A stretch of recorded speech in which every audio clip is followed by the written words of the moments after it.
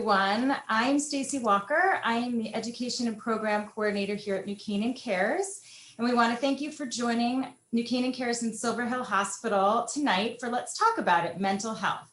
We encourage you and welcome you to turn on your cameras because we love seeing faces and it makes the conversation more interesting. So if you feel comfortable, we'd love to see you. If not, you can always ask questions in the chat. You can direct them privately to me or to the group. If you're not familiar with CARES, our vision here is to empower youth, strengthen families, and build community. One of the ways we do this is by offering programs looking at topics that are relevant to you, your family, and friends, but they may not come up in everyday typical conversations. Mental health is one of those words that may stir up some uncomfortable feelings, which is completely normal and okay. Our goal tonight is to address mental health, to alleviate any uncomfortable feelings and reassure families that talking about it is healthy for everyone. We'll discuss how to talk to children, family, and friends, and the importance of checking in. Oftentimes the topics that seem hard to talk about, once we open the door, blossom into meaningful conversations. We are proud to partner with Silver Hill Hospital to have Emma Kate Friedman joining us this evening. Emma Kate is a licensed professional counselor. She earned her undergraduate degree from Miami University, where she studied psychology and has a master's in clinical mental health counseling from Fairfield University. Emma Kate works for Silver Hill Hospital in their intensive outpatient program and is assisting with the launch of a new assessment service. She also has a small private practice. Prior to working at Silver Hill, Emma Kate worked in the New Canaan community as a teen top counselor at New Canaan High School. So she's a very familiar face. She specializes in working with adolescents, young adults, and their families, as well as substance abuse. Thank you for joining us, Emma Kate, and thank you all for being here this evening.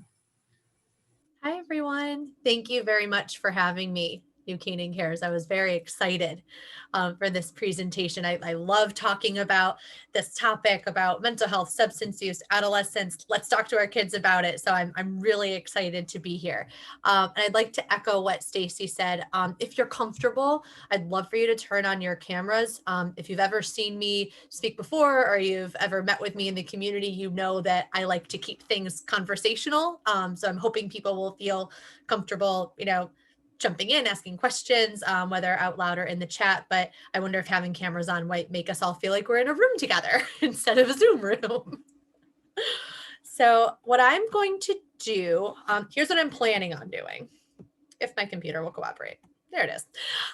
So what I'd like for us to do is briefly go over some of these topics that might feel a little bit daunting, but also necessary to speak with our kids about, right? So mental health, concerns and wellness, substance use, social issues, academic pressure, not just how do I talk to my kids about these things, but also how do I make it a little bit easier for them to approach me and talk to me about it.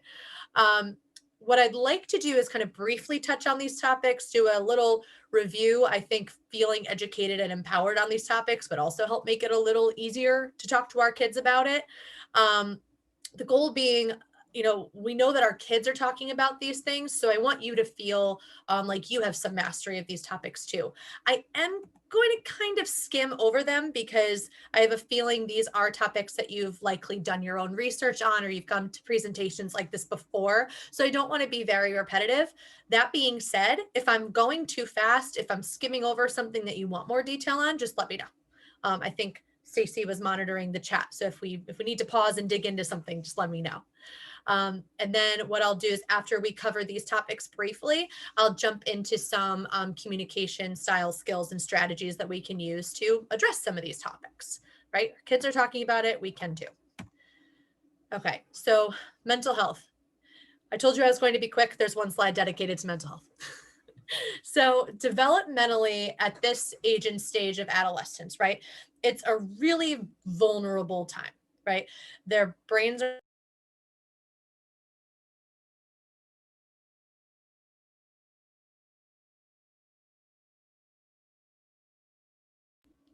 I've been muted. Okay. Can everybody hear me? Give me a thumbs up. Okay. I must have said something Stacy didn't like. She muted me. So, So at this age and stage, I think having this in the background as we conceptualize some of these issues can be really helpful. We need to remember where kids are in their stages of development, right? So their brains are not fully formed at this point. In the field, we'll sometimes say they kind of have a gaping hole in the front of their heads. Their prefrontal cortex is not fully formed yet. That's the part of your brain that assists with decision making, risk assessment, emotional regulation. So that part isn't really there and fully functioning yet.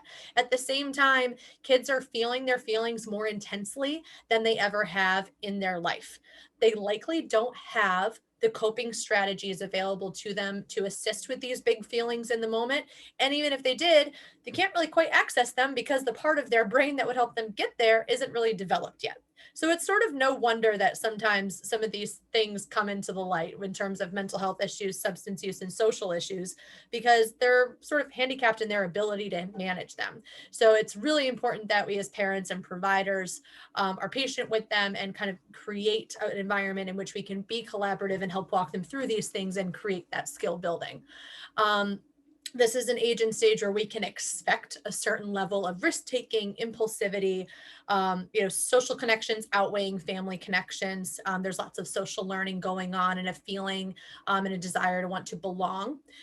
It's also a stage in terms of their emotional development in which they're starting to explore, who am I in the world, right? And who am I to myself? Who and what do I care about? What makes me, right? So they're trying on a lot of different hats in this stage and figuring out what feels right for me. Are there some things that I disagree with my parents on? Are there things that I'm now passionate about or not passionate about that I was before? So this is a stage really marked by lots of exploration and change. And a lot of it is developmentally appropriate, right? Um, when I say developmentally appropriate, and especially in the term of like risk-taking behaviors, that in no way is me giving kids permission to take unhealthy or unsafe risks, right? What I mean by that is we can anticipate that this will likely happen and we can try to plan ahead and cope ahead for it, right? In terms of mental health issues, often in this stage of high school, especially what we're hearing a lot about, right, tend to be anxiety and depression. Obviously, there are other mental health issues and disorders that are major players, but anxiety and depression are the ones that I tend to hear about the most. And anxiety is one I wanted to touch base on because I feel like sometimes there's a bit of confusion between anxiety and stress, right? And both anxiety and stress are normal, normative, and natural to experience, right? The question becomes, when does it affect functioning? Most mental health issues and disorders are diagnosed based on, is it affecting functioning, right? And with anxiety, it's different than stress. Anxiety, the level of emotion or somatic response, the worry, the fear, often doesn't actually match the situation, or there may not be an obvious trigger for the feeling, right? Versus stress, we can often identify what it is that we're stressed about, right? Stress often comes up when we feel like we have a lack of resources for something that we need to manage. So something like your child feeling stressed about an upcoming test makes a lot of sense, right? That's that they care about the test, they want to do well, they want to perform. They're stressed leading up to the test, maybe a little bit during. After they take the test, often there's that feeling of relief and the stress has gone down a little bit. With anxiety, that feeling doesn't go down, right? It's pervasive, it's there, and it doesn't match the situation. The test is over now. So if you're noticing that your child is experiencing a whole lot of stress, or if you're wondering if it's bordering on anxiety, it's a good idea to consult with a mental health professional. They can help you and your child get some coping strategies in place, figure out is there something we can take off the plate, have a really holistic view around managing the issue so you're not having to do it all by yourself. Um, in terms of mental health and wellness as a whole, we want to be mindful of any changes that we notice in our child's sleeping, eating, hygiene, interests, activities, and their mood that lasts, right? So it's of course typical to have a bad day or a bad day or two, right? But when we're seeing changes that last and that are not typical of your child, that's when we really want to take note because it could be indicative of a mental health issue, right? And mental health operates on a spectrum. Identifying an issue doesn't necessarily mean that it's incredibly serious. It's just, let's try to nip it in the bud when we first notice it, because then we can come from a place of prevention, right? As opposed to waiting till we're in a crisis. Any talk about wanting to die, wanting to fall asleep and not wake up, die by suicide, we should take seriously. Often I'll hear questions around like, well, what if it's attention seeking, or, I'm not really comfortable talking to my child about that. I don't want to give them any ideas. Talking to our kids about suicide is not going to plant the idea in their head. In fact, it's going to do the opposite. It's going to send a message that you are a resource and that you're there to be supportive and talk to them about these feelings, right? Ignoring it, hoping it will go away, sort of sweeping it under the rug, so to speak, does not help solve the problem. In fact, it might make it fester. Even if a situation or a topic is uncomfortable, we want to at least appear confident when talking about it, right? And this is when, again, you can lean on your local mental health resources if you're finding that you might need some assistance in feeling comfortable talking around this issue. So in general, right, our sort of action items for mental health would be emphasizing asking for assistance with your kids, and fostering an environment in which they feel comfortable coming to you for help. Encouraging self-care, and especially good sleep. High school especially, I cannot tell you how many kids I worked with when I was at the high school who were expecting to be able to function on a really high level socially, academically with their extracurriculars, and they're getting like 5 or 6 hours of sleep.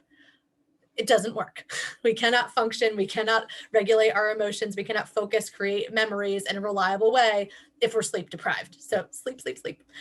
And like I said, when in doubt, consult a mental health professional. That's why we're here. What you guys will hear me say a lot is be mindful of what kind of hat you're wearing and how many hats you're wearing.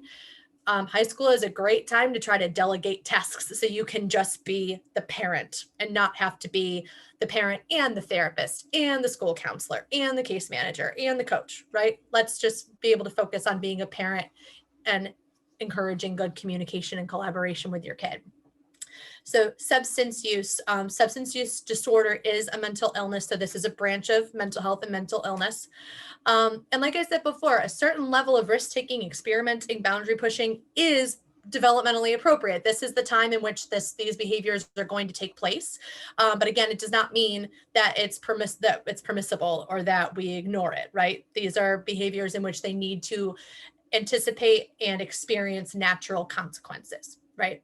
The earlier kids are exposed to a substance, the more likely they are to become addicted to a substance later in life, right? And high school, as we know, tends to be a time where there is more substance use occurring, or it's more available to our kids, right? The way that I like to frame the question around, should I talk to my kid about substance use? How often do I need to be talking to them about it? Is, whatever the oldest set of kids in your child's school are doing, the youngest are also being exposed to, right? So if you have a freshman and you're wondering, is it too early to have this discussion? One, we need to be having this conversation as early as possible. Prevention is always better than intervention. And two, they're already being exposed to it, right? Socially, older kids may be talking about it. And also just think about how they're seeing substance use in the media, not just social media, but not to ruin TV for everybody. Next time you're watching a TV show, count how many times you see them drinking an alcoholic beverage. They're exposed to it. So we need to be talking to our kids about this early and often. And like I said, we'll touch on some pointers I have on how to do that. Vaping devices for marijuana and nicotine have become increasingly popular, and they are designed to be discreet and often not very obvious. They often look like a pen oh my gosh, the word just slipped my mind. The device that you use to measure the air pressure on your tires. They'll look like an oversized pen. So doing Google searches regularly on what these devices look like is really helpful, because then you'll know what you're looking at if your child or one of their friends has it. So the action we're taking here around substance use is talking about it early and often, making sure that your kids are aware of what your rules and expectations in your household around substance use are, and talking to them and identifying for yourself what to do if they need help or if a friend needs help, right? If your child has a substance use issue, or if you're concerned that they may have a substance use issue, the first thing that I would suggest you do is talk to them about it. Try to gather as much information as you can. And then, like I said before, use your mental health resources, use your people in the community. This is not something that you need to be dealing with by yourself. Right? Social issues in high school. The word bullying gets thrown around quite a bit, and for good reason, right? Bullying can be incredibly damaging and traumatic. There is a difference between bullying and mean behavior. So helping your kids identify the difference so that they can best advocate for themselves is really helpful. And if you do find that your child is being bullied, bringing it to your school is really important, right? The school is your ally here. They will want to document that there was a bullying allegation so that they can follow up on it. They're required to, right? And for all you know, there may be a history of bullying with an individual, and having that history from you might help get some more appropriate interventions in place. So bullying, and it also models to our children that we're following through when they're asking for support. So bullying is something that we definitely want to try to get as much support around as possible if and when it happens. In terms of social changes, like I said, remember, kids are trying on a lot of different hats at this point. So they're likely going to float around a little bit to friend groups. They might have some friends from elementary school, for example, that they're still really close with, but that group has gotten smaller and they're kind of making new friends in high school, or from their sport, or from their youth group, something like that. That's totally normal and natural. You might also encounter this situation where one day a person is they're my enemy. I never want to talk to them again. They're terrible. They're awful. And then the next day they're linked arm in arm and back at your house. Again, they're feeling their feelings really intensely. Judgment isn't really there. So it makes sense for those social relationships to sort of wax and wane. What we want to pay attention to in addition is if you're noticing that your child is having trouble making or keeping friends, it might be a good time to look into some social skill building, right? Social skills are just that, skills. And if we're not having to really use that making new friends skill very often, right? Or ending a friendship that's toxic very often, it might be something that doesn't feel very natural or feel a little bit clunky. Social media has certainly contributed to that, and there is some anticipation that coming down the pike with everything that's going on with COVID and kids not having the same meaningful social connections they were before, there might be an increased need for some social skill building. Oh, someone say something. Okay. But there are social skills groups available, and again, lean on your resources if that's something that you feel like your child might benefit from. Whoops, I skipped ahead. Okay. So, and this is also where dating is starting to come into play a little bit more, exploration of sexuality, healthy relationships. So again, making sure that you're doing what you can to be a sounding board for them, and noticing if there is something unhealthy going on in a relationship, whether it be dating or friendship. So action, we're validating, we're offering support, encouraging social decisions that are in line with their values, and maintaining boundaries as a parent, and modeling those boundaries so that your children might model them in their relationships as well. Giving you guys a lot to do. Kate. Yes. Sorry to interrupt, but I have a question. In terms of social boundaries and setting boundaries, especially around COVID, when families have different rules for how they approach COVID, if it's wearing masks or allowing their kids to gather in large groups or go to parties or not parties, how do you work on that with your child to communicate that with them, to keep a healthy relationship between you and them? Right. So how do you help them understand what your boundaries are, or how to respond if they notice like a family or friend has different boundaries? I think both. Both. Okay. You touch on both. Okay. So what I would suggest, anytime your child is pointing out a difference in parenting or rules, or Johnny can do this and I can't, right? It can be really easy and almost automatic, right, to become a little defensive. What I try to coach parents through doing is just wonder instead. Try to match their observation or their question with another question. It's a really great way to get around having to give them a response. But ask them, yeah, you're right. I guess those rules are different than ours. Like what made you notice that? Or what is that about that seems a little bit more attractive to you? right? That might give you a little bit more information and you're getting more feedback about where they're coming from, more data, and then you can respond with having that information in mind, right?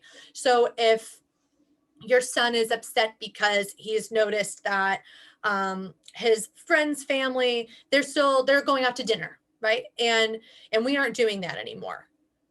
Well, if we respond right there, it might be sort of an incomplete or almost a confrontational response, right? But if we're asking, oh, what is it about that you noticed? Or like, what is it about that seems better? Like, you know, inquiring about it a little bit more, we might hear him say something like, well, I feel like we're missing out, or I feel like they get out of the house more than we do, or we never leave, or we're not doing things that feel special anymore, right? That's giving you a whole other set of information to work with and come at with with a little more collaboration in mind, as opposed to being put in a defensive or in a position to have to defend your decision making as a parent, right? Because they're going to do that in high school. And then in terms of explaining your own boundaries, rules, expectations, and we can touch on this more a little bit later too, but I would suggest, tailoring it to the situation. So if it's an expectation around substance use, for example, right? If your expectation is that in our house, you will not drink alcohol. Like when you are 21 and you're of legal age to buy it and consume it, that's a different conversation, right? But today you are 15, you cannot legally buy or consume it. So you will not do that in my house. And it's not just because it's a legal issue, it's because it's a health issue and I care about your safety and your brain development, right? These are all rational, good reasons to have these rules, right? We have to remember who we're trying to reason with, right? Often being confronted with a rule or with an expectation or the boundary can be met with some animosity. So trying to address these things as collaboratively as possible and as conversationally as possible can be really helpful. It might not and will not, avoid all conflict, but it will likely help temper the situation a little bit, right? So instead of laying down the law and this is why, unless that works for you, right? It might be helpful instead to say, hey, you're 15 now, you're in high school. I know that the social scene's a little bit different. I know that you'd like to go to parties with your friends. We haven't really talked about this since you were in middle school. It's a different situation now. These are the expectations I have of you. Would it be helpful to know why? Which of these might be tough for you to stick to? What are you going to need my support on, right? What might be hard about XYZ, right? Again, it gives you a little bit more information from them on what's going to be helpful, what feels, really unattainable, and what they're going to want some help from you on. And it provides you with an opportunity to follow through and show them that you can be supportive and collaborative. Does that help answer the question, Stacey? Okay. All right, social issues to touch on. I could do a whole presentation on academic pressures in high school. Spoiler alert, high school is a really tough time academically. Lots of pressure. Kids are talking about college when they're in middle school. There's lots of all or nothing thinking around, I'm either going to do really well or I'm not. And what the fallout of all of that might be. Being available and being able to validate and support them without not always agreeing with that line of thinking is really helpful. And again, this is where I would encourage you, don't try to play the role of parent and school counselor, right? Let your school counselors be the ones to help you and help your child with figuring out what supports or additional supports need to be in place for them in school, right? Do they need to change a class placement? Do they need a tutor, right? These are things that, of course, you're capable of helping them with, absolutely. But if there's already somebody who's extra capable of helping with something like this and can help kind of take something off of your plate, let's let them do that. Then that way, like I said, you can just be there and be present as a parent, especially if we're trying to work on improving communication. So we're validating, offering support, collaborating with school counselors if you think you need more assistance. And like I said before, encouraging good sleep and taking breaks from work to help manage that stress level. Okay, so I know I flew through these. Does anybody have any questions or anything that they'd like me to spend a little bit more time on before I jump into communication?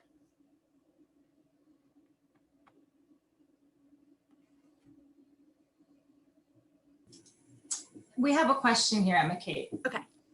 How do you help a child with social skills, especially right now during COVID? How do you know if they're just shy or introverted versus actually needing help? And what are social skills groups and how do you find them? Right.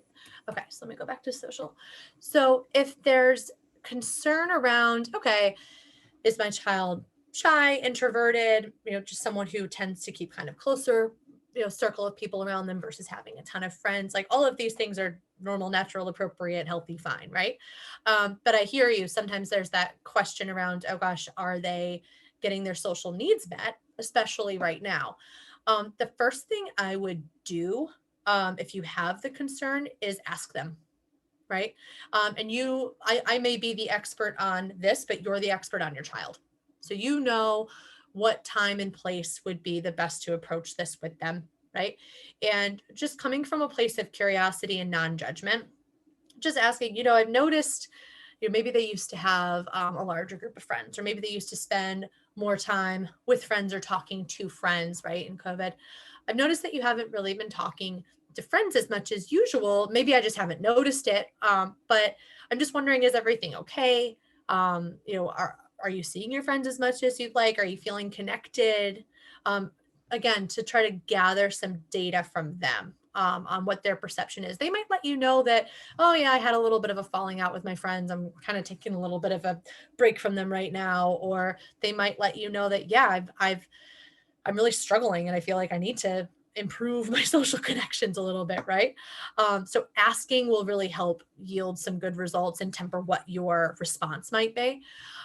In terms of social skills groups, there are a lot, and there actually are a lot available virtually right now because this is, kind of an increased need. Um, I would encourage you, you can do a simple Google search on these things. You can also call, I think everyone's local to New Canaan, right? You can call your human services department and see if they have any skills groups that they would recommend. There are specialized skills groups for children who are on the autism spectrum, but there are skills groups for children who are not on the spectrum as well. So just knowing what you're looking for. Does that help answer the question? Perfect. And for some kids, a social skills group doesn't need to be something very organized. It can just be helping them engage in something social, right? So a club, right? Or another sport. There's again, I know maybe not everybody is from New Canaan, but New Canaan High School has so many clubs and so many potential outlets to practice different social skills. I can tell you from my time at the high school that I often prescribed a club to some of my kids who needed to kind of stretch that social skills muscle and try out different skills with their peers. And if there's not a club that your child is interested in, there likely is an interest and they will make a club. So if you don't think that your child would respond very well to something organized like a social skills building group, encouraging more social connections in different ways can be another helpful way to do that that feels a little bit less formal. Go here. Okay, so this is what we're going to try to avoid, right? And I don't know about you, but I feel like this picture is missing the girl then reacting back. Okay. So what I'm planning to do with communication, and again, stop me if I'm going too fast. I'm going to go over some sort of general feedback things, general ideas to keep in mind. And then I'm going to go over 3 skills, the Dear Man, Give, and Fast. These are 3 DBT skills that I find really helpful for parents and kids to use. And then we'll touch a little bit on validating like what it is and what it is not. So first, in terms of improving communication or just refocusing on communication with your kids, I know one of the things that we really wanted to touch on this evening was, these are topics that we know our kids are talking about and talking about with each other, right? And as parents, we want to be able to talk to them about it too and offer support as needed, right? When we're keeping that goal in mind or that maybe need for improved communication in mind, it can be really helpful to kind of give yourself the space to ask yourself without judging yourself, how will I know when the communication is improved, right? What would that look like, right? How will I know if it's not improved or if it's actually worsening? What are some of the things that point to a need for improved communication? Are there any recent events in which I felt like the communication kind of fell apart, right? Play detective a little bit. And is there a worry? Is there something specific going on that's driving that need for improved communication, right? Do you have safety issues or safety concerns, right? Are you concerned that substance use is in the picture and not sure how to bring it up? That might help develop some goals and some tasks to help make this feel a little bit less like pushing a boulder up a mountain, right? The more that we can kind of tweak things and pare it down and make it feel a little bit more manageable, the more likely it is that these things will happen, right? And that will make those small tweaks in the way that we communicate or the way that we bring things up to our kids. We want it to feel manageable and doable, right? So just taking some stock on your own and knowing what it is exactly that you'd like to work on. Some of the big things that I tell my parents that I work with: remember that we want to try to have a conversation, not a confrontation. This might sound very obvious, which is good, right? That means that it's not a crazy idea. But being mindful of what we're bringing to the table in a conversation, right? Are you coming into a conversation hot, right? Are you already feeling defensive? Are you upset about something, right? Is this a conversation that you're stressed about or not feeling super informed on? Is this a conversation or a topic that you're uncomfortable with? Like, again, take the temperature. And if you have the ability to take 5 minutes and get out of emotion mind and into wise mind, take it, right? Of course, there are exceptions if there's a safety concern and it cannot wait, of course. But more often than not, you probably have the space to take a second, put your mask on first, so that you can have a productive conversation. And like I said, this could help keep our kids from getting defensive too. You will likely, especially if you're feeling like communication is an issue and we're at a stalemate, you'll likely need to model for your kids the communication that you wish to see. So if your fantasy is that they're going to get into the car when you pick them up from school or from a friend's house and they let you know how it went and how their day was and the highs and the lows and what they need some help on, they're probably going to need to see you do that before they feel that they can. Right? They need that behavior modeled to them, and they need to know that they have permission to talk about feelings and be vulnerable, right?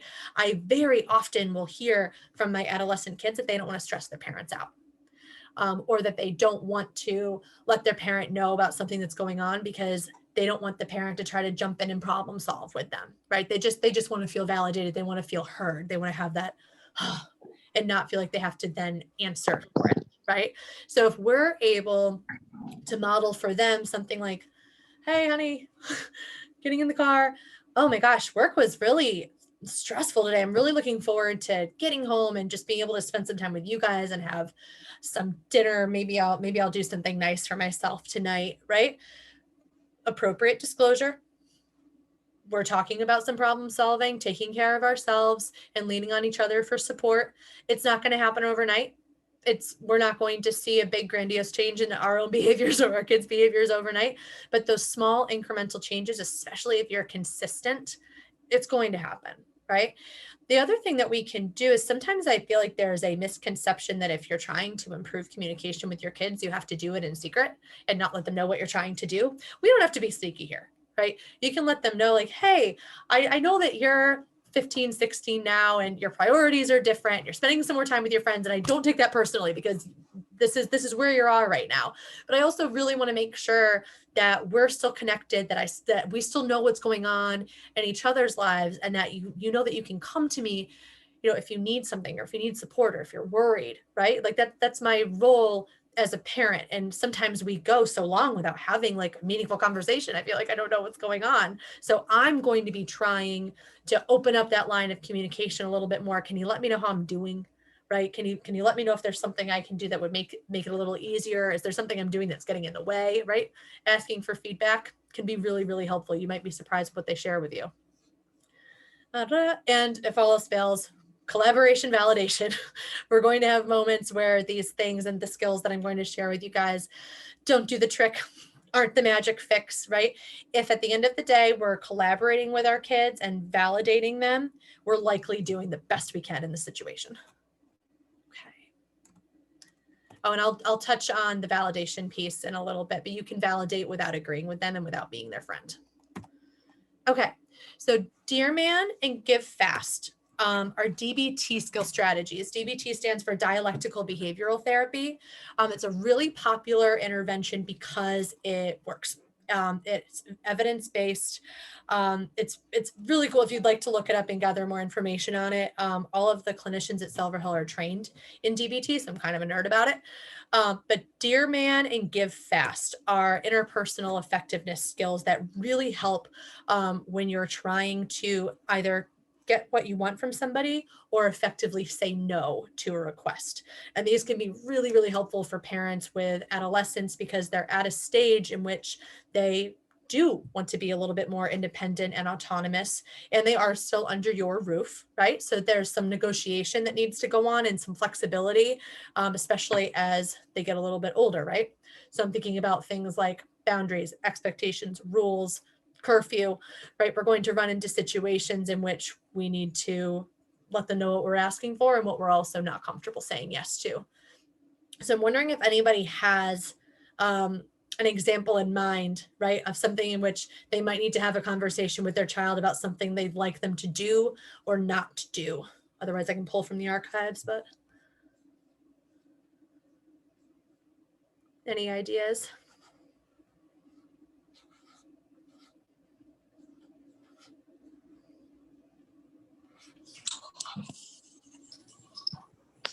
All right. So unless this is too cheesy, right? I can give you one. Oh, thank you.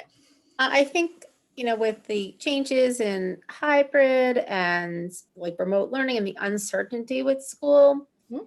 I feel like a little bit in our house is just hard to keep momentum and motivation sometimes. So maybe just kind of encouraging that. Okay. So we'd like to see, I don't know, like to see you leave your room more, that kind of thing. No, just kind of dig into the work in a little bit more of a meaningful way. Okay. Okay.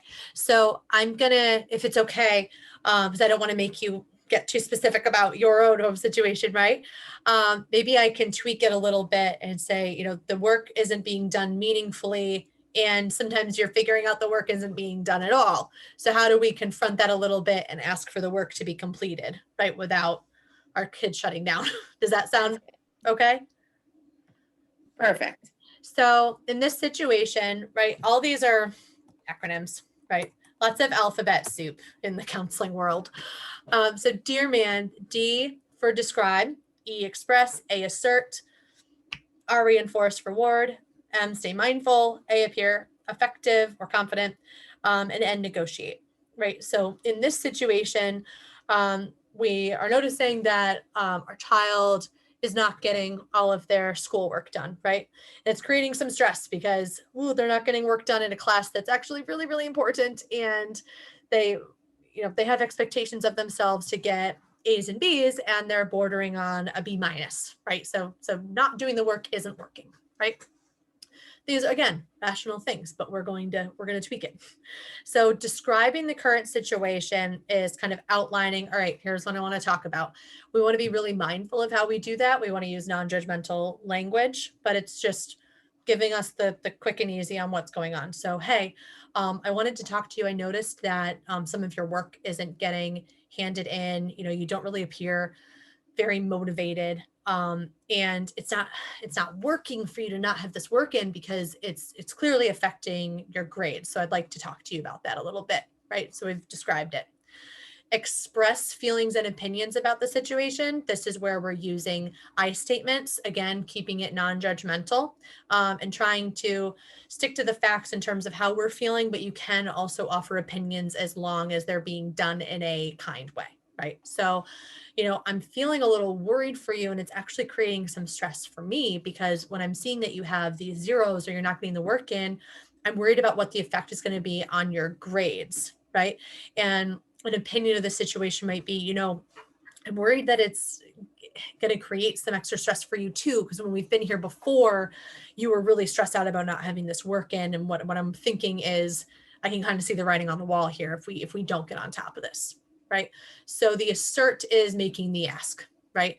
Or asking or saying no clearly to a request, right? But the assert or the ask might be, I'm asking that you try to be a little bit more on top of it, and maybe this weekend try to get some of that work done. And we can talk a little bit more about what that work might be and maybe brainstorm on how to get it done, right? The reinforced reward can be a little confusing. We're not bribing our child, right? It can sound that way. What we're doing when we reinforce reward is basically giving them an incentive to say yes to whatever it is we're asking them to do. So in this case, the reinforcement of the reward would be, I bet you would feel so much better if this work was off your plate, right? If we were able to get this done, I bet there would be less stress. And actually, I would feel less stress too, because I wouldn't be worrying about you. Staying mindful of the goal.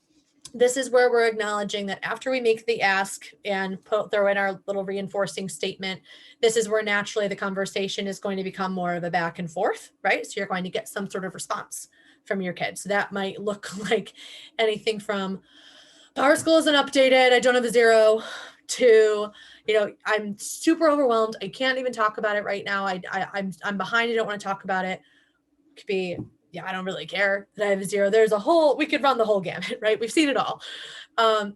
Regardless, your response is to stay mindful of the goal and your reason for bringing this conversation up in the first place, right? So we're sticking to, gosh, I would feel so much better if you got some of this work done. I'm asking if maybe this weekend, you can try to get some done. We don't even need to get all of it done, right?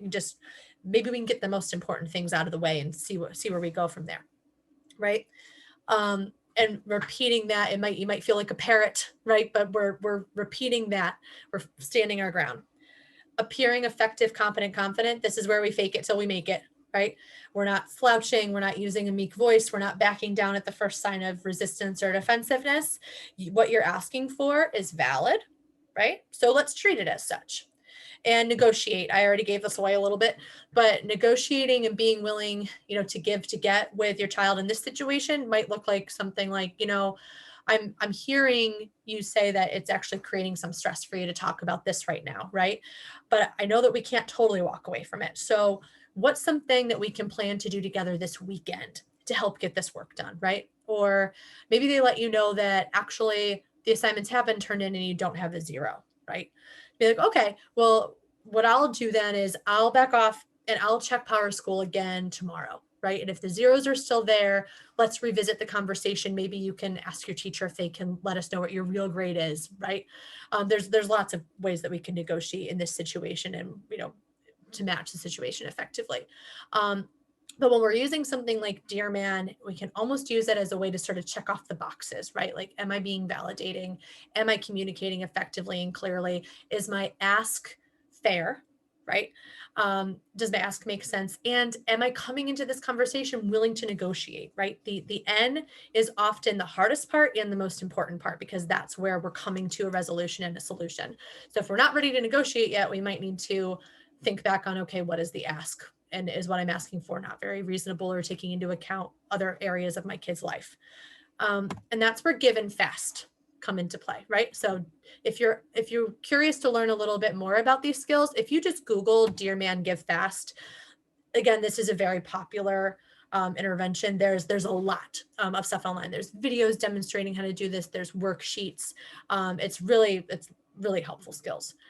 So while we're using Dear Man or using any sort of communication strategy or skill, we're keeping in mind give and fast, right?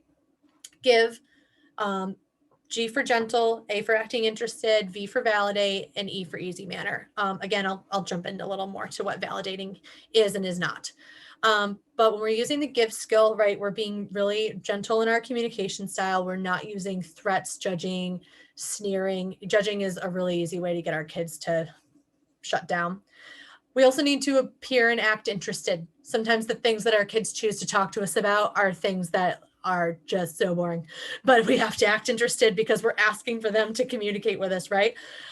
Then acting interested could also be being mindful not to multitask, right? While our kids are coming to us with something. If you're trying to facilitate some more communication and they're actually following through on that or doing something that you'd like them to do, we want to try to reinforce it. Validating, right? So making sure that they understand that you hear them and that you notice them and that their experience is valid and important, right? This is different than agreeing with them blindly, right? But letting them know that you hear them and that you're doing your best to understand. An easy manner, right? Very similar to gentle. This is where we're staying calm, cool, calm, collected, even if we have to pretend to be cool, calm, collected. One of the best pieces of feedback and advice I ever got when I was in graduate school was I was in an internship where I had clients who were often very reactive and very emotionally up here, like very dysregulated. So as a new clinician, I'm coming in like, oh gosh, how do I help most effectively? And I thought that part of validating meant I needed to match their emotion, right? No, yeah, not true. What's more helpful and more effective in helping people manage their emotions and problem solve and be collaborative is making sure that if you're up here or if they're up here, you're down here, right? We're not matching the level of despair because that doesn't help anything. It doesn't really help anybody feel more validated. In fact, it might make a child feel like now I'm become a burden. Now I'm stressing my mom out too, right? Or now everyone's upset because I'm upset. So now I can't let anybody know when I'm upset, right? As best we can, if we just try to stay a little bit more regulated, a little bit more calm when our kids are worked up, that can be really helpful in making sure that they understand they can come to you when something distressing is going on. Again, easier said than done. And there's lots of resources that you can use to help kind of master that part. FAST. F for fair, A for apologies, S for stick to your values, and T for truthful. When we're using FAST, especially in Dear Man, we're being fair to yourself and to the other person. We're not making an ask that our child isn't capable of. Again, keep that developmental stage in mind. No apologies. Don't apologize if it's not necessary. If what you're asking for is important to you and valid and in line with your values and keeping your child safe, you don't need to apologize for that. If you do or say something that hurts their feelings, yes, apologize, right? But we don't need to apologize for asserting ourselves. Sticking to values, right? Very similar. So if what you're asking for is something that's in line with values, it's often a little easier to rationalize. And being truthful, right? So letting, especially at this age and stage, letting our kids know where we're coming from when we're making asks or when we're saying no to something can really go a long way. Our kids in adolescence want to feel respected and like they have a say in the decisions that are being made for them and about them. So being truthful in your thought process, again, can help lend itself to some collaboration. Okay, really quickly. Validation is, again, this is a word that gets thrown around a lot. Validation is showing you understand your child's thoughts, feelings, point of view, right? Even if you don't agree with them, trying to put yourself in their shoes a little bit, understand where they might be coming from, where that thought process might come from as a 15-year-old girl who is stressed out about school, right? Or is worried about the relationship with her boyfriend, right? Paying attention, looking interested, avoid multitasking, reflecting back. This one can be really, really helpful, especially if you're feeling stuck on what to say next. Or if you notice that problem-solving part of you is starting to kick in when what you're noticing is they maybe just want to feel heard. Reflecting back might just be noticing how it looks like they're feeling, right? So I'm noticing that you look really frustrated, or, oh, that sounds so stressful. Like that really sounds uncomfortable, right? I'm hearing that you feel this way. Is that right? Or if you're making an ask of your child, like if it's their turn to empty the dishwasher and they're doing something else or they're doing their homework, just pointing out, hey, I know that you're busy, don't have to do it right now. And I know that it's your turn to unload the dishwasher. Do we need to move some stuff around? Also being sensitive to what is not being said, right? So again, you guys are the expert on your kids. You know, if part of the reason why they're having a meltdown right now is because they had school all day and then a 2-hour soccer practice and then met with their tutor and they haven't had dinner yet, right? Or, you know, if they have a trauma history and that might be informing the way that they see the world and perceive certain events. So being sensitive to what is not being said and what maybe informs the way that they process things.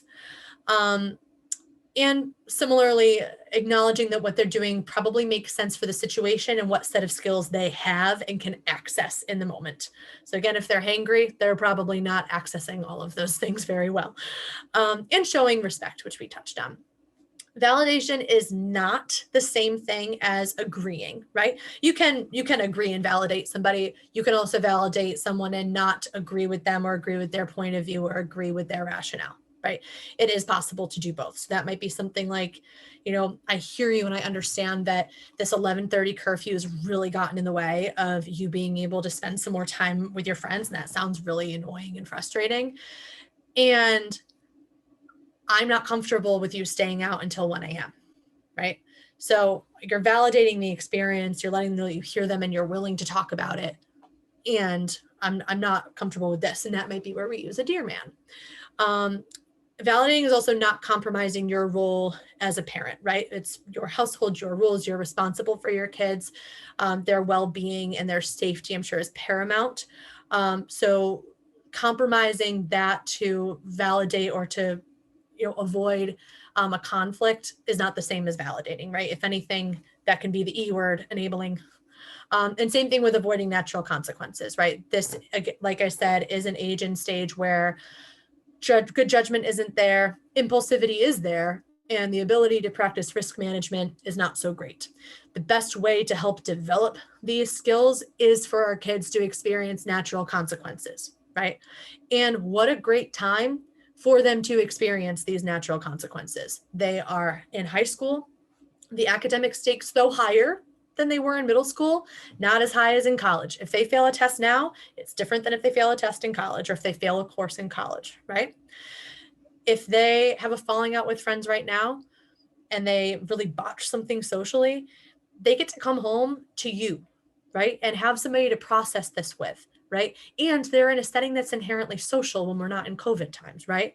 This is an opportune time for them to fail or to make mistakes, because this is the best time for them to learn from it, with the stakes still being a little bit low. We don't want them to start learning these things in college when we're paying for them to make these mistakes, or in the real world where they could get fired for these mistakes. Let them make the mistakes now and just be there for them to support them and help them dust themselves off and learn from it. Okay, so I know I'm really flying through stuff, so I want to give you time to ask me questions, but I also wanted you guys to keep in mind, Stacy found this and I thought it was so great. We're often telling our kids it's okay to make mistakes and have bad days and not be perfect, to do what's best for you and to be yourself. I hope that you guys can keep this in mind too, right? You all came here tonight, I assume, to learn or practice something about communicating and understanding what it is that our kids are talking about with each other. And that's already showing a lot of growth and willingness to collaborate with your kids, right? And that's also going to involve making some mistakes and it not always feel like it's working. And that's okay. That's how we learn what works and what doesn't. So do all these things for yourself too. Great. So I'd love to answer any questions that came up.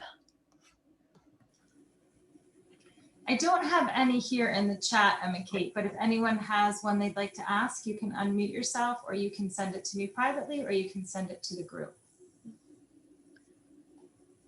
I can try to pay attention to the chat too if anyone wants to send me anything privately. Are there any kids here tonight? Did I give away all their secrets?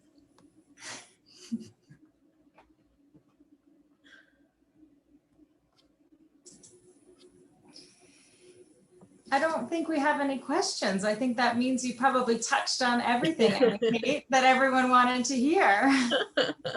Means I covered everything. Here, let me go to, there we are. Okay. If any questions do come up, remember what a great resource you have with New Canaan Cares. They're so well connected and knowledgeable about local resources. I'm of course happy to take any questions you might have. And if Silver Hill has any programming that fits your need, happy to advise or connect you to other services. A resource that I forgot to put on here, Kids in Crisis is excellent. Right, they're in Greenwich. They have a 24-hour helpline. Child Guidance is also great if you're looking into maybe some other resources for kids, social skills group, like I said. But here in New Canaan, remember, you have great local resources. We have Silver Hill, we have New Canaan Cares, we have STAR. You have the public schools. We have lots of really good resources. So please don't hesitate to lean on them so that, like I said, you can just wear your parenting hat.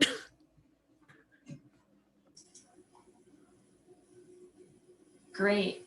Thank you, Emma Kate, for joining us this evening. And thank you all for taking time out this evening to join us as well. I know everyone is busy, so we really appreciate you taking the time to join us this evening. Thank you again, Emma Kate, and I hope everyone has a wonderful night. Thank you all.